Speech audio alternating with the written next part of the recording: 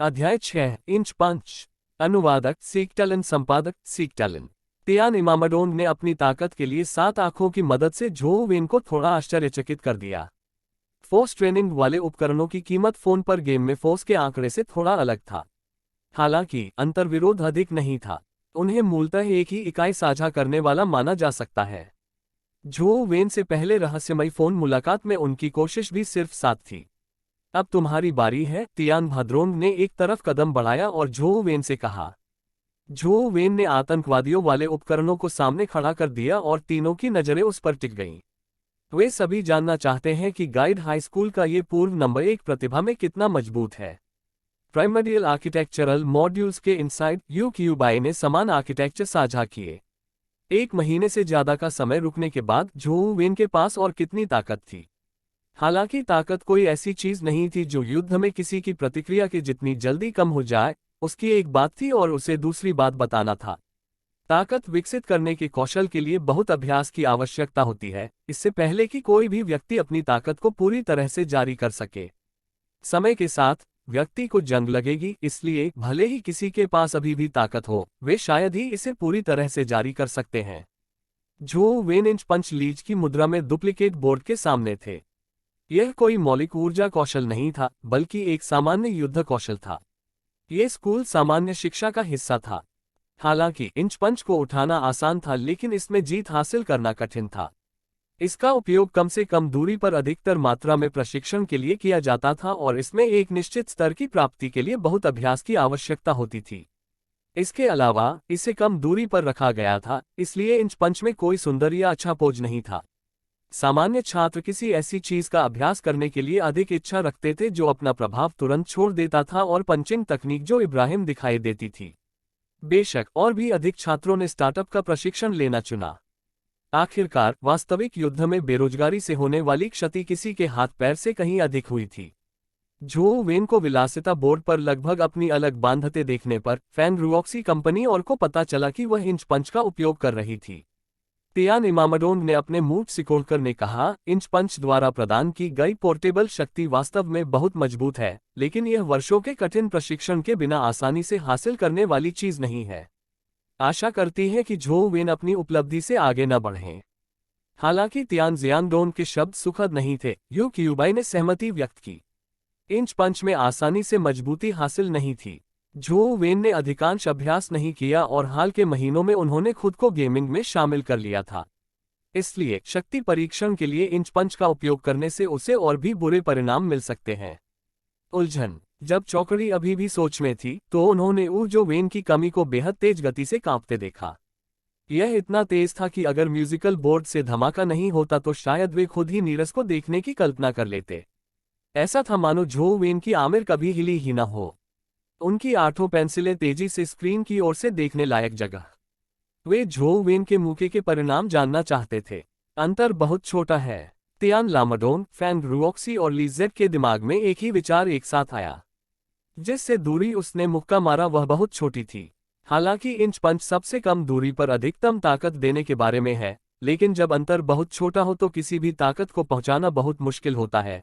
ठीक उसी तरह किसी व्यक्ति को अधिक शक्तिशाली पंच देने के लिए नीचे या हाथ से पीछे की ओर खींचना अल्पवस्तु लग सकती है।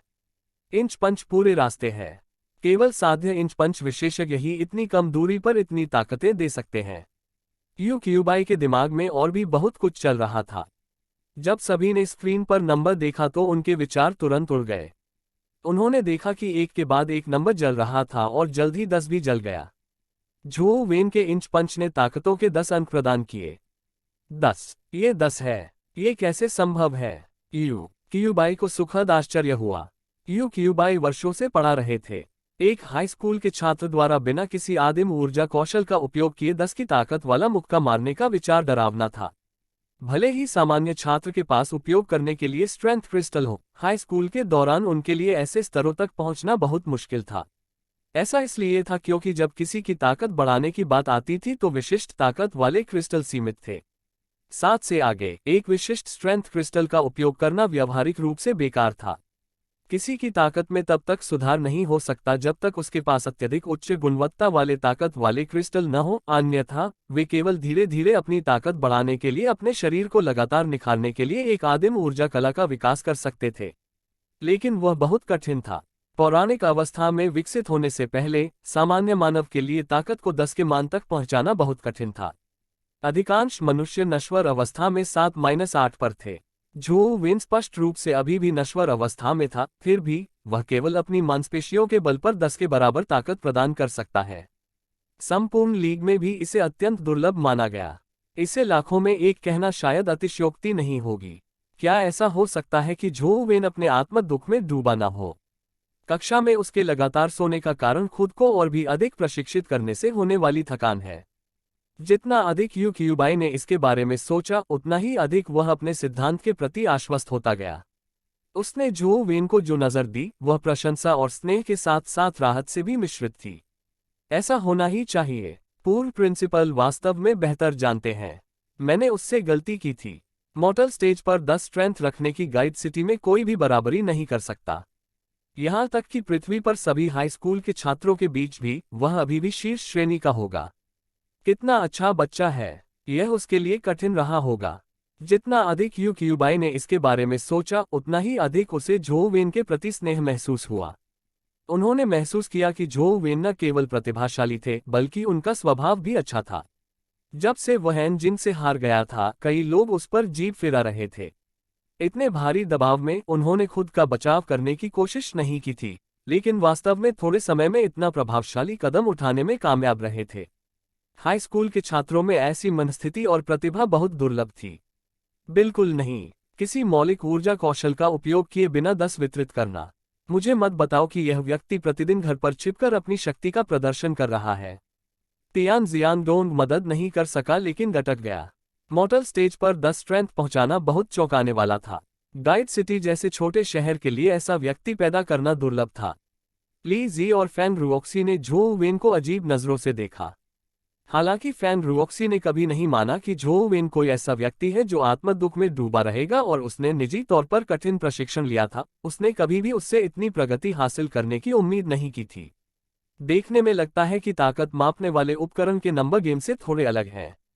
खेल में मेरी ताकत 9 है, लेकिन वास्तविक दुनिया में ये 10 है। झो वेन ने मन ही मन सोचा। 10 स्ट्रेंथ प्रदान करने में सक्षम होने के लिए आप गाइड हाई स्कूल के नंबर 1 जीनियस के रूप में अपनी प्रतिष्ठा पर खरे उतरते हैं।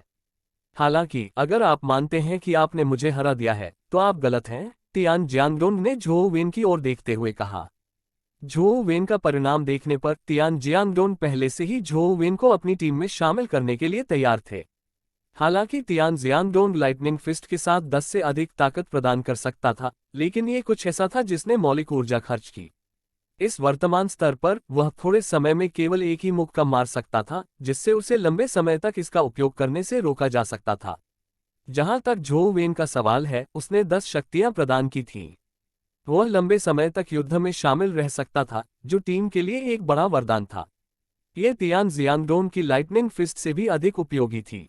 दूसरा कारण झो वेन का इंच पंच था। इसका उपयोग करने में सक्षम होने के लिए यह स्पष्ट था कि झो वेन ने खुद को नहीं छोड़ा था। वह अवश्य ही गुप्त रूप से खेती करता रहा होगा और उसे अपने कौशल में जंग लगने का कष्ट नहीं हुआ होगा। हालांकि तियान जियांगडोंग हार मानने को तैयार नहीं था।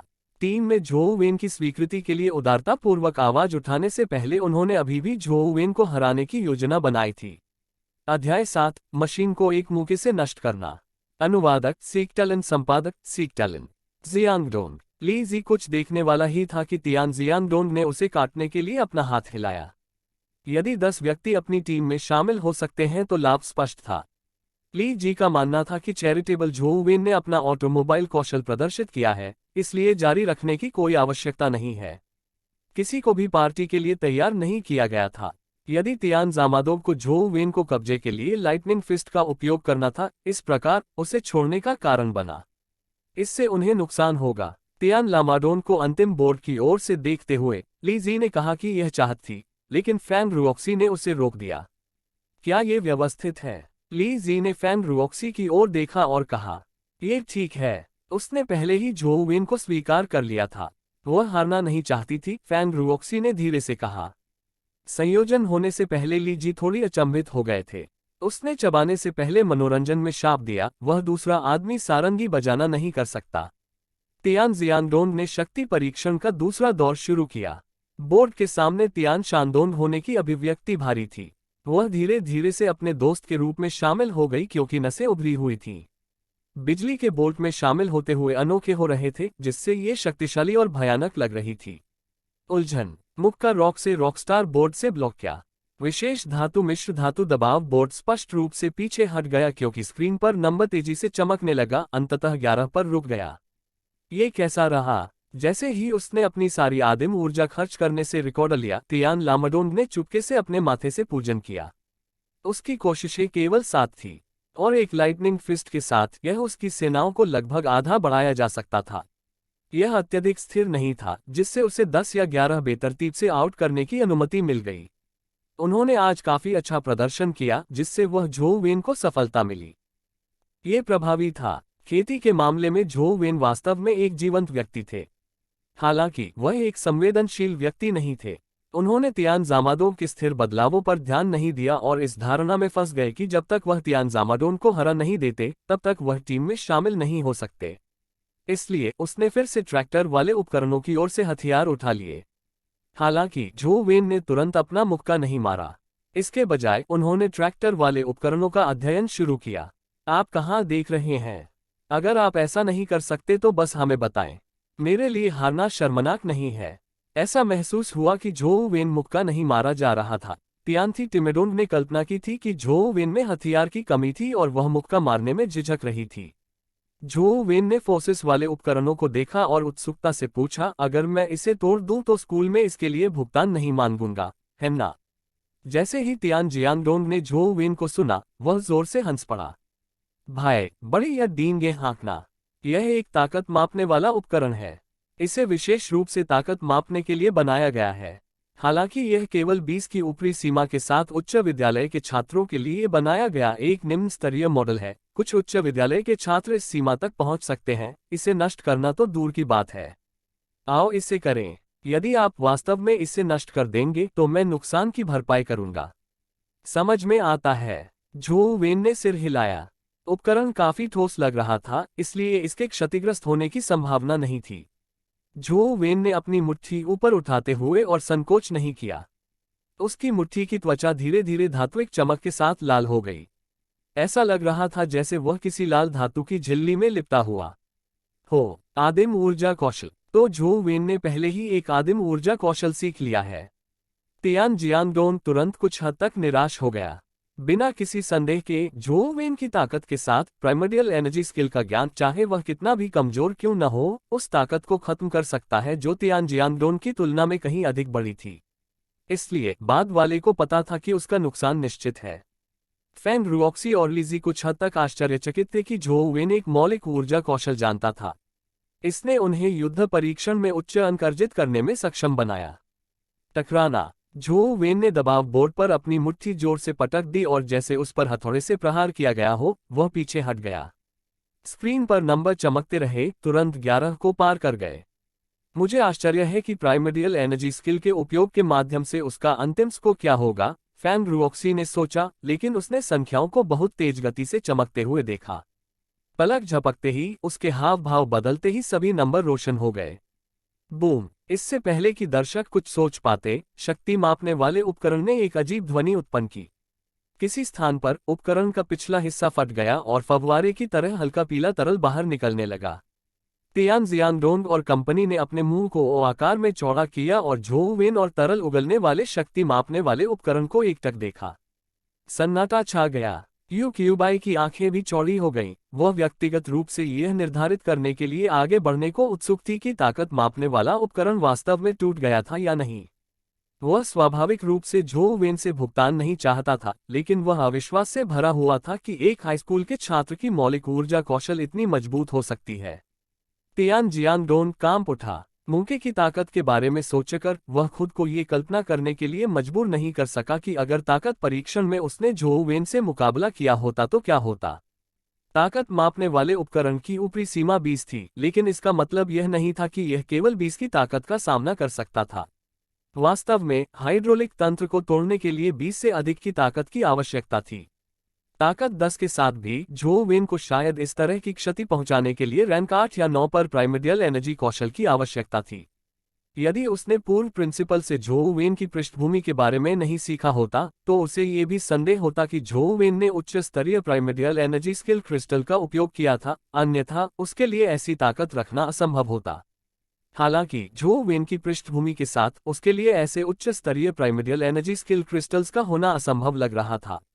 यदि उसने वास्तव में स्वयं इस स्तर तक आदिम ऊर्जा कौशल में महारत हासिल कर ली है तो ये बहुत डरावना है। यूक्यूबाई झो वेन के पूर्व प्रिंसिपल के मूल्यांकन को याद करने से खुद को नहीं रोक सके। दुनिया में दो प्रतिभाएं हैं। एक प्रकार की प्रतिभा को झो वेन कहा जाता है, दूसरे प्रकार को अन्य प्रतिभाएं कहा जाता है। आपने कहा था कि यदि यह क्षतिग्रस्त हुआ तो आप भुगतान करेंगे। आप अपनी बात के पक्के आदमी हैं, ठीक है। जब झो वेन ने तियान जियांगडोन को देखा तो वह आश्चर्यचकित रह गया। उसने यह उम्मीद नहीं की थी कि विगोर डिवाइन फिस्ट वास्तव में इतना शक्तिशाली होगा कि ताकत मापने वाले उपकरण को नष्ट कर सके। वह गरीब था और अगर स्कूल वास्तव में उस पर नुकसान के लिए दबाव डालता तो उसके पास मुआवजा देने के लिए वास्तव में पैसे नहीं थे। हाँ, मैं इसके लिए भुगतान करूंगा। भाई, कोई भी समस्या जो पैसे से हल हो जाए वह समस्या नहीं है। हम पुराने सहपाठी और एक टीम हैं। इसे मुझ पर छोड़ दो, तियान जियांगडोंग ने आते ही मुस्कुराते हुए कहा। तियान जियांगडोंग एक अमीर परिवार से आते थे और इसे आसानी से खरीद सकते थे। हालांकि गाइड सिटी जैसे छोटे शहर में झो वेन जैसा दूसरा साथी मिलना शायद असंभव था। झो वेन के टीम में शामिल होने के साथ तियान जियांगडोंग का मानना था कि शायद वे न केवल गाइड सिटी में युद्ध परीक्षण में प्रथम स्थान प्राप्त करने में सक्षम थे, बल्कि वे अपने लक्ष्य भी बढ़ा सकते थे। ली जी और फैंग रुओक्सी भी अच्छे मूड में थे। झो वेन जैसे शक्तिशाली साथी की टीम में शामिल होने से वे अपने लक्ष्य के एक कदम और करीब आ गए। ये व्यक्ति मेरी कल्पना से भी अधिक दिलचस्प है। झो वेन की ओर देखते ही फैंग रुओक्सी ने अपनी आंखें सिकोड़ लीं। झो वेन के आधिकारिक तौर पर टीम में शामिल होने के साथ चारों ने युद्ध परीक्षण के लिए एक आवेदन पत्र जमा किया। सूची में झो वेन का नाम देखकर स्कूल के कई शिक्षक और प्रमुख आश्चर्यचकित थे। फैंग रुओक्सी, लीजी और तियान जियांगडोंग के शिक्षकों ने उनसे निजी तौर पर, खुले तौर पर और गुप्त रूप से बात की थी और उन्हें एक और टीम साथी चुनने के लिए प्रेरित करने की कोशिश की थी। वे नहीं चाहते थे कि झो वेन उन पर बोझ बने। हालांकि तीनों ने इनकार कर दिया और झो वेन को अपनी टीम में रखने पर अड़े रहे। इससे उनके शिक्षक परेशान हो गए। केवल यूक्यूबाई ने शांति से अपनी चाय पी। वह अच्छी तरह से जानता है कि झो वेन चारों ओर सबसे मजबूत था। बस इंतजार करो और देखो। परीक्षण के बाद पता चला कि लोड किस पर है। जैसा कि उसने सोचा था कि यूक्यूबाई ने अपनी चाय पी ली। झो वेन उनके छात्र थे, इसलिए वह स्वाभाविक रूप से अप्रसन्न थे कि अन्य शिक्षक झो वेन की पीठ के पीछे उनके बारे में बुरा हाल था। अध्याय 8, झो लिंगफेग। अनुवादक सीक्टलन, संपादक सीक्टलन। झो वेन ने इसके बारे में ज्यादा नहीं सोचा। दूसरों के विचारों से उसे कोई लेना देना नहीं था। वह बस इतना चाहता था कि कॉलेज प्रवेश परीक्षा के दौरान कॉम्बैट टेस्ट में अच्छे अंक प्राप्त करे। इससे वह गेमिंग पर ध्यान केंद्रित करने से पहले एक प्रतिष्ठित स्कूल में प्रवेश ले सकता था। कॉलेज में घूमने और स्नातक होने के बाद उसे आयामी क्षेत्रों से संबंधित नौकरी मिल सकती थी। हालांकि एक बात थी जिस पर झो वेन ने ध्यान दिया। फैंग रुओक्सी द्वारा एनजिन के हाथों अपनी हार का जिक्र करने से उसे एहसास हुआ कि कुछ गड़बड़ है। ये कुछ ऐसा था जिसके बारे में उसने पहले बहुत गहराई से नहीं सोचा था। एनजिन लगभग उसी की उम्र का था और शायद थोड़ा छोटा था, फिर भी बहुत संभव है कि वह पहले से ही एक महान मंच विशेषज्ञ थी। हालांकि वे बस एक चरण से अलग हो गए थे। यह नश्वर और पौराणिक चरणों के बीच एक रात और दिन का अंतर था। मॉर्टल स्टेज पर किसी के लिए एक लेजेंडरी स्टेज विशेषज्ञ को हराना लगभग असंभव था। एक महान मंच विशेषज्ञ का सबसे स्पष्ट संकेतक एक साथी जानवर प्राप्त करने का अवसर था, और नश्वर अवस्था में साथी जानवरों को प्राप्त करना बहुत कठिन था। यहाँ तक कि अगर किसी को एक साथी अंडा मिल भी गया तो उसके पास ऊष्मान को अंजाम देने के लिए मौलिक ऊर्जा की कमी थी। कई अपारदर्शी मतभेद भी थे। उदाहरण के लिए, एक मानव के पौराणिक चरण में आगे बढ़ने के बाद वे अपने पौराणिक जीवन प्रोविडेंस को जागृत करेंगे, जिससे उनके गठन में काफी वृद्धि होगी। इसने नश्वर चरण और पौराणिक चरण के बीच अंतर को भी चौड़ा कर दिया। जब तक कार्रवाई के लिए प्रेरित करने वाला कोई कारण नहीं था, विशिष्ट पौराणिक मंच विशेषज्ञ ने पाया कि नश्वर चरण में लोगों पर हमला करना उनके लिए आसान नहीं था। एन जिंग द्वारा उसे चुनौती देने के लिए, जो नश्वर चरण में एक छात्र था और फिर चुनौती के तुरंत बाद स्कूल से बाहर स्थानांतरित कर दिया गया, ऐसा प्रतीत हुआ मानो वह विशेष रूप से उसे पीटने के लिए आई थी। मैंने अपने पूरे जीवन में कभी गाइड सिटी नहीं छोड़ी। मैं उसके जैसे किसी व्यक्ति को कैसे नाराज कर सकता था? क्या ये पिताजी हो सकते हैं? जैसे ही जो वेन ने इसके बारे में सोचा, वह एक संभावना के साथ सामने आए। जो वेन की मां का प्रसव के दौरान निधन हो गया था, जिसके कारण उनका पालन पोषण एकल अभिभावक परिवार में हुआ। जहां तक उसके पिता की बात है, वह एक अविश्वसनीय व्यक्ति था। जो वेन के पिता का नाम जो लिनफेंग था। उसके नाम में हवा के प्रतीक फैंग शब्द की तरह वह हवा के झोंके जैसा था। 5 साल की उम्र से जो वेन ने स्वतंत्र रहना सीख लिया। उन्हें साधारण खाना पकाना, कपड़े धोना और घरेलू मामलों का प्रबंधन करने के साथ साथ किराने का सामान भी संभालना पड़ता था। और उसके अविश्वसनीय पिता के शब्दों में, यह एक आदमी के रूप में उसकी उत्तरजीविता को पोषित करने के लिए था। ये वह आधार भी होगा जिसका उपयोग वह पत्नी पाने के लिए करेगा। हालांकि उनके पिता बहुत आलसी थे, लेकिन कुछ ऐसा था जिससे जो लिनफेंग को थोड़ी राहत मिली। जो लिनफेंग अपने जीवन यापन का खर्च उठाने से कभी नहीं चूके। एक बहुभाषी के रूप में जो लिनफेंग ने अनुवाद कार्य किया। जब जो वेन छोटे थे तो उनके पिता अक्सर घर से दस्तावेजों का अनुवाद करते थे। हालांकि प्रौद्योगिकी में सुधार के साथ अनुवाद सॉफ्टवेयर बहुत बेहतर हो गया और परिणामस्वरूप जो लिनफेंग का काम कम हो गया। जब जो वेन थोड़ा बड़ा हुआ तो वह अधिक स्वतंत्र हो गया, इसलिए जो लिनफेंग ने व्याख्या का काम शुरू कर दिया। वह अक्सर एक सप्ताह या कुछ महीनों के लिए शहर से बाहर चला जाता था। ताज़ा उदाहरण तो और भी हास्यास्पद था। जो वेन ने आधे साल से अपने पिता को नहीं देखा था। यदि उसके मासिक जीवन यापन का खर्च उसके खाते में स्थानांतरित नहीं किया जाता, तो उसे चिंता होती कि उसके पिता की मृत्यु हो गई है। ऐसा इसलिए था क्योंकि जो लिनफेंग अक्सर अपेक्षाकृत दूरदराज के स्थानों पर जाते थे। वहां स्वागत की स्थितियां अक्सर खराब होती थीं, इसलिए उनका संपर्क न हो पाना आम बात थी। जो वेन को इसकी आदत थी। भले ही वह इसका आदी नहीं था, लेकिन ऐसा नहीं था कि वह जो लिनफेंग की वापसी की प्रतीक्षा करने के अलावा इसके बारे में कुछ भी कर सकता था। उनका घर 2 आदमियों से बना था। जो वेन के पास एनजिंग जैसी शख्सियत को अपमानित करने का कोई मौका नहीं था, इसलिए उसे अत्यधिक संदेह था कि उसके पिता ने उसे नाराज किया है। उसे ढूंढने में असफल होने पर वह बस अपना गुस्सा उसके बेटे पर उतार सकती थी। जो वेन को अपने पिता पर बिल्कुल भी भरोसा नहीं था। वह सुख विलास में लिप्त रहने वाला व्यक्ति था। वह ऐसा व्यक्ति था जो अक्सर बार में समय बिताता था। वह अतीत में अक्सर चूजों को मारता था, लेकिन महिला के पुरुष साथी द्वारा उसे पीटा जाता था। सौभाग्य से जो वेन अपनी रक्षा करने में सक्षम था। यदि नहीं, तो उसे आश्चर्य हुआ कि क्या जो लिनफेंग के पास उसे पालने की क्षमता भी होगी। जैसे ही उसने इसके बारे में सोचा, उसका फोन अचानक बज उठा। अपने दिमाग को भटकाते हुए जो वेन कूद गया। अपना साधारण फोन निकालने के बाद उसे एहसास हुआ कि यह उसके पिता जो लिनफेंग का था। शैतान की बात। जो वेन ने जल्दी से फोन उठाया। जैसे ही वह कुछ कहने ही वाला था, उसने जो लिनफेंग की आवाज सुनी, बेटा, मैं शादी कर रहा हूं। क्या तुम मेरी शादी में आओगे?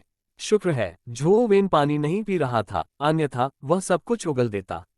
आपकी शादी हो रही है। किसके लिए? जो वेन जो लिनफेंग की शादी के खिलाफ नहीं थे। आखिरकार वह इतने सालों से अकेला था, इसलिए उसके लिए एक साथी ढूंढना बहुत सामान्य था। इसके अलावा वह अपनी शादी के बाद अधिक विश्वसनीय हो सकता है, इसलिए यह एक छिपा हुआ आशीर्वाद हो सकता है। मैं आपको स्वीटी की तस्वीर भेजूंगा, जो लिनफेंग ने कहा। इससे पहले कि जो वेन एक शब्द कहे, फोन कट गया और एक तस्वीर भेजी गई। जो वेन ने फोटो पर नजर डाली और जो लिनफेंग को एक युवा महिला के साथ देखा। महिला लगभग 30 के आसपास की लग रही थी। वह सुरुचिपूर्ण और सुंदर थी और उसकी उपस्थिति काफी अच्छी थी। वह इंटरनेट पर तथाकथित सुंदरियों से अलग दिखती थी। इस महिला में एक कामुक सौंदर्य और एक अनोखी उपस्थिति थी जिसे शायद ही शब्दों में वर्णित किया जा सकता है। ये कैसा है? आपकी नई माँ बहुत बुरी नहीं है ना? उसका नाम ओयांग लैन है। जो लिनफेंग ने फिर से फोन किया और सहजता से कहा। बुरा नहीं है, लेकिन वह मेरी माँ नहीं है, जो वेन ने कहा। हालांकि उन्हें जो लिनफेंग के पुनर्विवाह से कोई आपत्ति नहीं थी, लेकिन उन्होंने इस उम्र में एक नई मां को स्वीकार करने की योजना नहीं बनाई थी। आखिरकार जो लिनफेंग ज्यादातर समय घर पर नहीं होता था और वह पहले से ही अकेले रहने का आदी था। ये भी जरूरी नहीं था कि महिला को उसके जैसा सामान पसंद आएगा, इसलिए ये काफी अच्छा होगा यदि वे अपना अलग जीवन जिए। मेरी पत्नी स्वाभाविक रूप से तुम्हारी माँ है। यह एक निर्विवाद तथ्य है। वैसे कुछ ही दिनों में मेरी शादी है। तुम्हें आना ही होगा, ठीक है? जो लिनफेग ने उदासीनता से कहा, जैसे कि उसने कुछ भी दिल पर नहीं लिया। कहाँ है? ये कब है? झो वेन ने पूछा। लुयांग, 1 हफ्ते में, झो लिनफेग ने कहा। मैं कुछ दिनों में कॉलेज की प्रवेश परीक्षा दूंगा। आपने जिस अवधि का उल्लेख किया है वो युद्ध परीक्षण के साथ टकराती है जिसमें मैं भाग लेने की योजना बना रहा हूं। मैं चाहकर भी नहीं जा पाऊंगा, झो वेन ने असहाय होकर कहा। वह शादी में भाग लेने को इच्छुक था, लेकिन वह वास्तव में नहीं जा सका। वाह, समय इतनी जल्दी बीत जाता है। आपके कॉलेज की प्रवेश परीक्षाएं पहले से ही हो रही हैं। झो लिनफेग को स्पष्ट रूप से यह याद नहीं था क्योंकि उन्होंने एक मार्मिक टिप्पणी की थी। झो वेन को उम्मीद नहीं थी कि उसके पिता को यह पता चलेगा, लेकिन उनकी बात सुनकर वह अभी भी कुछ हद तक निराश थे। शायद झो लिनफेग ये भी भूल गया था कि वह इस साल हाई स्कूल से स्नातक हो रहा था। पिताजी, क्या आप जानते हैं कि हमारी अलमारी के अंदर धातु का बिस्किट टिन है? झो वेन ने अचानक पूछा। Biscuit tin? कौन सा बिस्किट टिन? झो लिनफेग ने हैरानी से पूछा। वह जो लगभग 30 सेंटीमीटर लंबा है। यह एक बिस्किट टिन है जो चौकोर है और धातु से बना है। इसमें एक कार्टून भालू की तस्वीर है। झो वेन ने बिस्किट टिन की विशेषताओं का विस्तार से वर्णन किया। ओह, वह भालू बिस्किट टिन। जब मैं छोटा था तो मैं अक्सर इसे खाता था। हालांकि बिस्कुट का वह ब्रांड अब नहीं बेचा जाता है। जो हमारे घर पर है वह शायद पीछे छूट गया है। आप इसके बारे में क्यों पूछ रहे हैं? उस भालू बिस्किट टिन के अंदर एक सेलफोन है। क्या तुमने इसे डाला? झो वेन का दिल थोड़ा जोर से धड़कने लगा। वह सेलफोन वह रहस्यमय फोन था जिसका वह उपयोग कर रहा था।